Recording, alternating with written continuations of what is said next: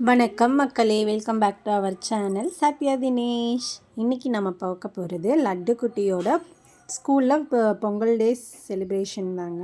வாங்க விரைவில் போகலாம். இது நம்ம பப்புக்குட்டியோட வாய்ஸுங்க. நான் வாய்ஸ் கொடுக்குறேன்ட்டு அவரும் நானும் கொடுக்குறேன் அப்படின்னாரு. இந்த ஃபோட்டோ என்னென்னா, நம்ம லட்டு குட்டிக்கு முருகர் வேஷம் போட்டிருந்தோம் ஃபேன்சி ட்ரெஸ் காம்படிஷனுக்கு. அப்போ எடுத்த ஃபோட்டோ வெளியே பேனரில் வச்சுருந்தாங்க, அதை வீடியோ எடுத்துகிட்டு இருந்தேன்.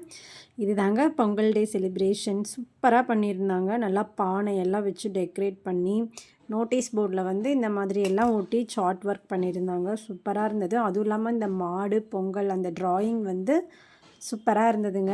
ரியாலிட்டிக்காக இருந்தது. நல்லா வரைஞ்சிருந்தாங்க. காலையில் இதெல்லாம் ரெடி பண்ணிகிட்டு இருந்தாங்க. நான் ஸ்கூலுக்கு போகும்போது பார்த்திங்கன்னா ஒரு 3 o'clock இருக்கும். அப்போ தான் போனேன். அப்போ கொஞ்சம் ஃபங்க்ஷன்ஸ் எல்லாம் நடந்துகிட்டு இருந்தது. இது பார்த்திங்கன்னா பட்டிமன்றம் நடந்துகிட்டு இருந்தது நான் போன டைமில். அதாவது இப்போ ட்ரெண்டில் இருக்கக்கூடிய ஏஐ பற்றி தான் ஒரு பட்டிமன்றம் நடந்துகிட்டு இருந்தது. அப்புறம் சுற்றி இந்த மாதிரி டெக்கரேஷன் பண்ணியிருந்தாங்க. அந்த தர்மாக்கோல் வச்சு பண்ணியிருந்தாங்க. இது காணும் பொங்கல் டெக்கரேஷன். ஜஸ்ட் ஒரு வீடு பக்கத்தில் ஒரு பாய் அண்ட் கேர்ள் இருக்க மாதிரி பண்ணியிருந்தாங்க. அப்புறம் பொங்கல் கோலம் ஒன்று போட்டிருந்தாங்க. என் கூடயே ஒரு வாய்ஸ் எக்கோ அடிக்குங்க. அது யாரும் இல்லை, நம்ம பப்புக்குட்டி தான். அட்ஜஸ்ட் பண்ணிக்கோங்க. இங்கே பொங்கல் வச்சுருக்காங்க. நல்லா கரும்பெல்லாம் நிற்க வச்சு பானையில் பொங்கல் வச்சுருந்தாங்க. நமக்குமே அந்த பொங்கல் பாக்ஸில் போட்டு கொடுத்துருந்தாங்க. எல்லா ஸ்டூடெண்ட்ஸுக்குமே கொடுத்தாங்க, நமக்கும் கொடுத்துருந்தாங்க. இங்கே பாருங்கள், அங்கே சின்ன கவுண்டர் ஒருத்தர் போகிறார் பார்த்தீங்களா, அவர் தான் நம்ம லட்டுக்குட்டி. திடீர்னு எனக்கு அவனை அந்த காஸ்டியூமில் பார்த்த உடனே சின்ன கவுண்டர் ஞாபகம் தான் வந்துச்சு. அவரை முன்னாடி உட்கார வச்சுருந்தாங்க. பேரண்ட்ஸ் நான் போனதுனால அவரை கூட்டிகிட்டு வந்தாங்க.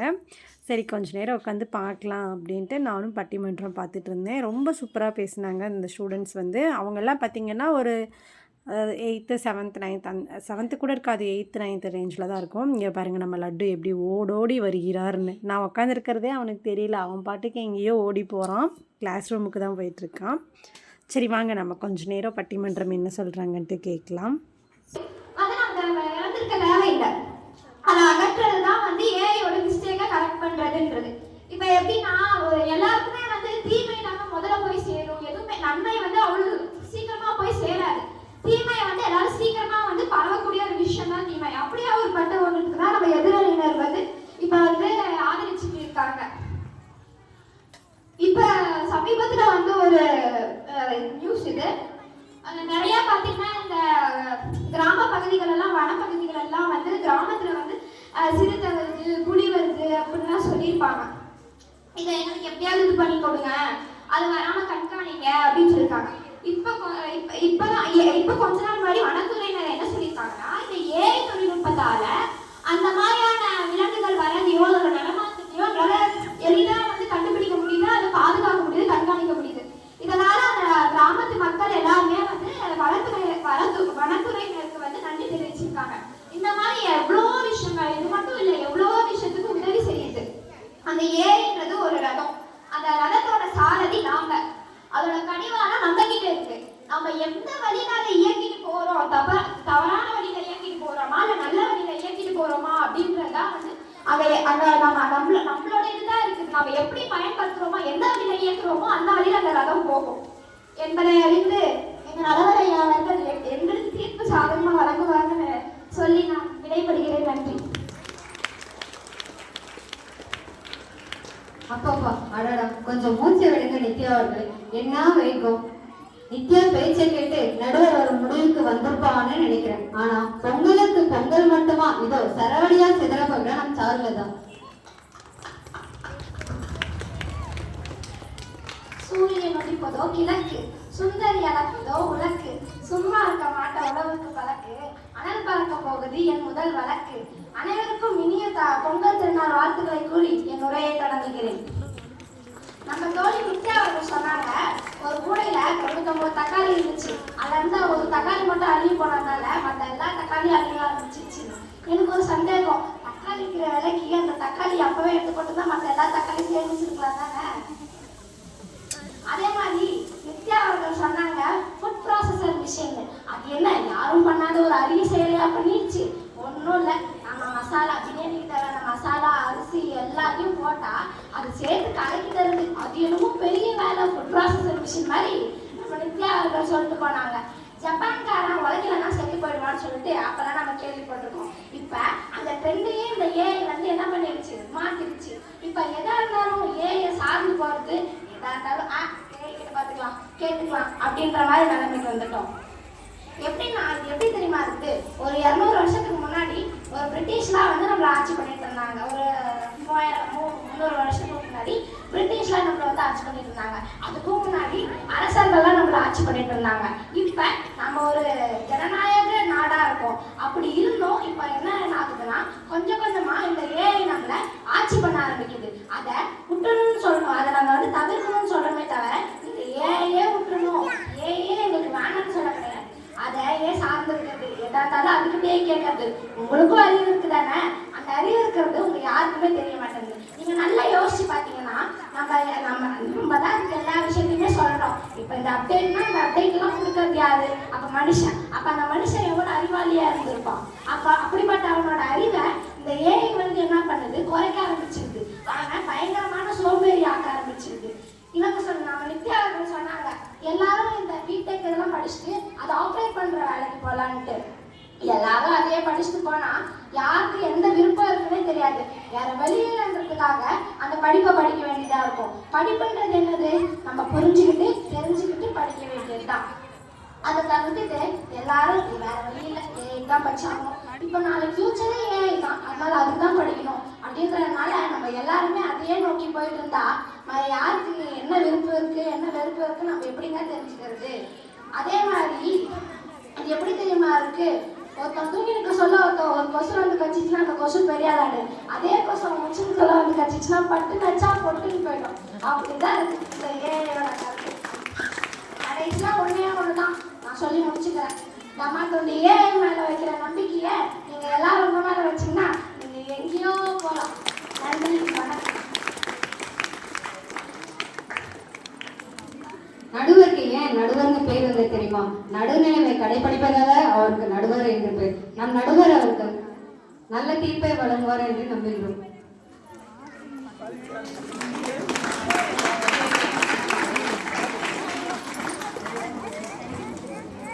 மாமன்றத்தின் தலைவர் அவர்களே, பள்ளியின்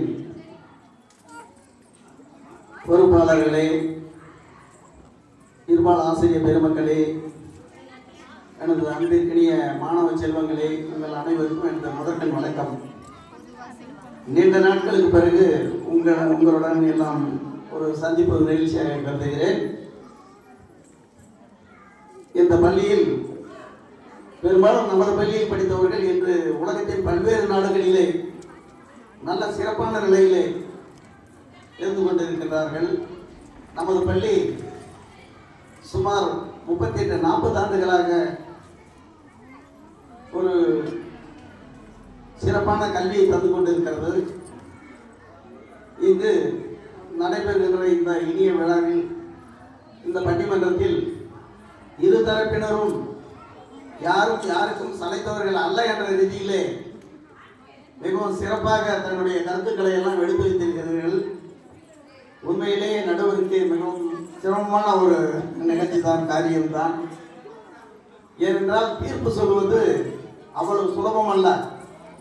காரணம், இரு அணிகளும் சரியான விதத்திலே சரியான கருத்துக்களை எல்லாம் எடுத்து எண்ணியிருக்கின்றீர்கள். ஏஐ அந்த தொழில்நுட்பம் சிறப்பானதா தேவைதானா என்றெல்லாம் ஒரு அணியும், ஏஐயினால் வரக்கூடிய இடுக்கண் துன்பம், அதனால் மனித குலத்திற்கு ஏற்படக்கூடிய சில தீமைகளை பற்றியெல்லாம் மறுதரப்பு சிறப்பாக எடுத்து சொல்லியிருக்கின்றீர்கள். இருதரப்புமே பல்வேறு உதாரணங்களையும் கதைகளையும் சிறப்பாக சொல்லி தங்களுடைய ஆற்றலை வெளிப்படுத்தியிருக்கின்றீர்கள் என்று ஒரு தரப்பினர் கூறும்போது, ஏஐ தொழில்நுட்பத்திற்கு மனித உணர்வுகளோ அல்லது அந்த ஆற்றலோ இல்லை, சொல்வதைத்தான் சொல்லுகின்றது, நாம் சேமிக்கின்றதை அல்லது நாம் அதில் ஏற்பாடு செய்து வைத்திருக்கின்றதைத்தான் மீண்டும் அது தருகின்றது என்ற ரீதியிலே கருத்துக்களை எடுத்து எண்ணினார்கள். இன்னொரு தலைப்பிலே எல்லா வகையிலும் ஏஐ தொழில்நுட்பம் இந்த மனித குலத்திற்கு ஏற்றதாகவும் ஏதுவாகவும் எதிர்காலத்திற்கு மிக சிறப்பானதாக இருக்கும் என்ற வகையிலே தன்னுடைய கருத்துக்களை எல்லாம் எடுத்து சிறப்பான முறையில் இயம்பினார்கள். இருதரப்பு கருத்துக்களையும் கேட்கும் பொழுது, ஏனென்றால் இன்றைய காலகட்டத்தில் ஒரு காலத்தில் ரேடியோ கண்டுபிடித்து அதை மாடு மேய்ப்பவன் கூட அது தோளிலே மாட்டிக்கொண்டு மாடு மேய்த்த காலம் உண்டு. அதன் பிறகு டிவி வருவதற்கு முன்பு டெல்லியிலே ஆடுவதை இங்கே பார்க்க முடியுமா, அமெரிக்காவில் பேசுவதை இங்கே கேட்க முடியுமா என்றெல்லாம் அதிசயமாக ஆச்சரியமாக பார்த்த நிகழ்ந்த நிகழ்வுகளை எல்லாம் நமக்கு சுட்டிக்காட்டி இருக்கின்றார்கள். ஏடுகளிலே மற்ற கதைகளில் நாம் கேட்டிருக்கின்றோம், படித்திருக்கின்றோம். எல்லாவற்றையும் நாம் ஆராய்ந்து பார்க்கும் பொழுது இன்றைய காலகட்டத்திற்கு தொழில்நுட்பம் மிகவும் அவசியமானதாக படுகின்றது. காரணம், அன்று நாம் அவற்றை சிறப்பான முறையிலே நல்ல முறையிலே ஒரு மாணவி கூறியது போன்று ஒரு கத்தி இருக்கிறது. அந்த கத்தி காய் நறுக்குவதற்கும் பயன்படுத்தலாம், கழுத்தை இருப்பதற்கும் பயன்படுத்தலாம் என்ற ரீதியிலே இந்த தொழில்நுட்பத்தை நல்ல முறையிலே சிறப்பாக ஒரு நல்ல காரியங்களுக்காக அதை செயல்படுத்துவதற்கான ஏஐ தொழில்நுட்பம் எதிர்கால இந்த மனித குலத்திற்கு பெரிய உதவியாக இருக்கும் என்று சொல்லி முடிக்கிறேன். நன்றி, வணக்கம். இங்கேயும் ஏஐ தாங்க வின் பண்ணுச்சு. அது பக்கமாக தான் தீர்ப்பு சொல்லியிருக்காரு நம்ம நடுவர். இங்கே வந்து நிறைய டான்ஸ் ப்ரோக்ராம்ஸ் அந்த மாதிரி எல்லாம் நடந்ததாம்மா, எனக்கு தெரியலை. நார்மலாக கிளாஸில் வந்து இந்த ட்ராயிங், அப்புறம் திருக்குறள் சொல்கிறது, அந்த மாதிரியெல்லாம் காம்படிஷன்ஸ் வச்சுருந்தாங்க. அது மட்டும் இல்லாமல் இந்த ஸ்கூல் பார்த்திங்கன்னா ஒரு 38 இயர்ஸ் 40 இயர்ஸாக பக்கமாக இருக்குது அப்படின்னு சொல்லிட்டு இருந்தாங்க. ஆமாங்க, நம்ம லட்டுக்குட்டியோட அப்பாவும் இதே ஸ்கூலில் தான் படித்தார். இப்போ அவரோட பையனும் இதே ஸ்கூலில் தான் படிக்கிறாரு. நல்லா இருக்குல்ல கேட்குறதுக்கு. ஆனால் ஸ்கூல் வந்து ஃபஸ்ட் இருந்ததை விட இப்போ கொஞ்சம் டெவலப் ஆகிருக்குங்க. ரொம்ப பெரிய அளவுலலாம் இல்லைனாலும் டீச்சிங் நல்லா இருக்குது, நல்லா பார்த்துக்கிறாங்க, நல்லா சொல்லித்தராங்க. நம்ம லட்டுக்குட்டிக்கு நம்ம அழகாக ட்ரெடிஷ்னல் வியர் பண்ணியிருந்தோம். ஆனால் அவர் ஒரு ஃபோட்டோவுக்கு கூட நிற்கவே இல்லைங்க. இந்த மாட்டு வண்டி இதையுமே வந்து தர்மாக்கோல் வச்சு ரெடி பண்ணியிருந்தாங்க. அவங்க பண்ணது எல்லாமே அழகாக இருந்ததுங்க. ஆனால் இவரை வந்து ஒரு ஃபோட்டோவுக்கு ஒரு இடத்துல நிற்க வச்சு எடுக்கலாம் அப்படின்ட்டு நிற்க வைக்கிறதுக்குள்ளே எனக்கு போதும்னு ஆயிடுச்சு. அவன் எங்கேயுமே நிற்கல. ஃபஸ்ட் அண்ட் லாஸ்ட்டு இந்த இடத்துல மட்டும்தான் நின்னான். அதுவும் இந்த மாடு வந்து அழகாக குட்டியாக அவன் சைஸுக்கு தகுந்த மாதிரியே இருந்ததா, நல்லா இருந்தது நின்று எடுக்கும்போது. அந்த முன்னாடி என்ட்ரன்ஸில் வந்து பொங்கல் பானை வச்சுருந்தாங்க அடுக்கடுக்காக. அங்கேயும் நின்று ஒரு ஃபோட்டோ எடுக்கலாண்டா அப்படின்னு தான் கூப்பிட்டேன். அவர் வரவே மாட்டேன்ட்டார். இங்கே அவர் செட்டு பசங்களோடு சேர்ந்துக்கிட்டு என்னென்ன வேலை பண்ணிகிட்ருக்காரு பார்த்தீங்களா. உள்ளே வந்து இந்த கலர் பால்ஸ் எல்லாம் போட்டுட்டு இருந்தாங்க. அதெல்லாம் பலூன் எடுத்து வச்சுட்டு எனக்கு ப்ளூ கலர் பலூன் தான் வேணும் அப்படின்ட்டு கடைசியில் அவர் ப்ளூ கலர் பலூனையே பிடிச்சிட்டு வந்துட்டார். இவர் தான் அவருடைய கிளாஸ்மேட், அவர் ஃப்ரெண்டு. அவர் பேர் வந்து நேத்ரன். அவர் கூட தான் அவர் மோஸ்ட்லி சுற்றுவார். ஆப்போசிட் சைஸில் இருப்பாங்க 2 பேருமே. அவரோட நின்னதுனால இந்த இடத்துல ஒரு ஃபோட்டோ, அதுவும் இங்கே பார்க்கல, அவன் எங்கேயோ பார்த்துட்டு இருந்தான். சரி ஒன்று எடுப்போமே அப்படின்ட்டு நான் எடுத்தேன். அங்கே பாருங்கள், இதில் வந்து ஃபஸ்ட்டு அந்த பையன் பொண்ணு அந்த மாதிரி நிற்க வச்சுருப்பாங்க. அதை பிடிச்சி ஒவ்வொன்றா கீழே தள்ளி ஆராய்ச்சி பண்ணி பிச்சு விளையாண்டுட்டு இருந்தாங்க. அவ்வளோதான், அங்கே பொங்கல் டே செலிப்ரேஷனே முடிஞ்சிச்சு. 5 டேஸ் ஒரு நாள் லீவ் விட்டுட்டாங்க. இதில் வேறு சார் என்ன சொல்லியிருக்காருன்னா, ஹோம்ஒர்க்ஸ் எல்லாம் வேண்டாம் அப்படின்ட்டு எல்லாருமே கேட்டிருக்காங்க. அதனால் மேமும் ஹோம்ஒர்க் எதுவும் கொடுக்கல அப்படின்னு சொல்லி என்கிட்ட பேசிகிட்டு இருந்தாங்க. இவன் ஃபோட்டோக்கெல்லாம் நிற்கிற மாதிரி தெரியல. சரி, இவ்வளோ மேக்கப் பண்ணி அவங்களும் இவ்வளோ செட்டப் பண்ணியிருக்காங்க, அதுக்காக நம்ம நின்று அவன் பண்ணுற சேட்டையாவது வீடியோ எடுப்போம் அப்படின்ட்டு எடுத்துகிட்டு இருந்தேங்க. அழகாக இருந்தது. எனக்கு இவனை இந்த மாதிரி வேஷ்டி சட்டையில் பார்க்கும்போது ரொம்ப பிடிச்சிருந்தது. இது வந்து லாஸ்ட் இயர் நம்ம எடுத்திருந்தோம், அம்மா எடுத்துகிட்டு வந்தாங்க.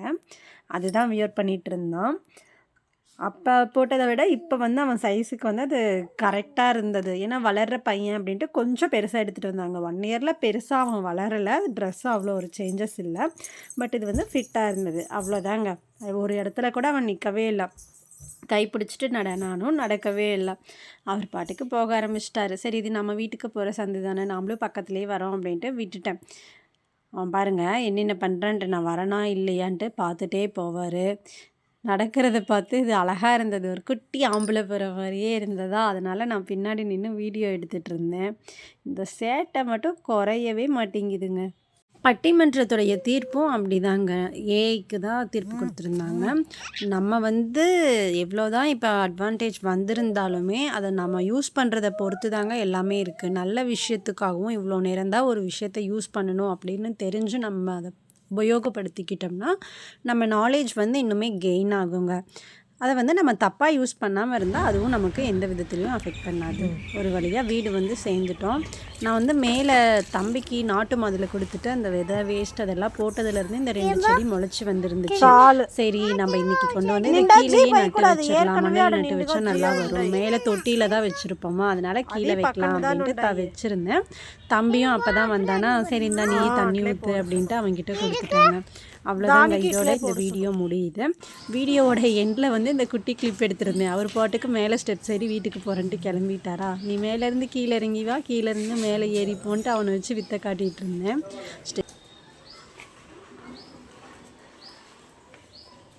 வணக்கம்.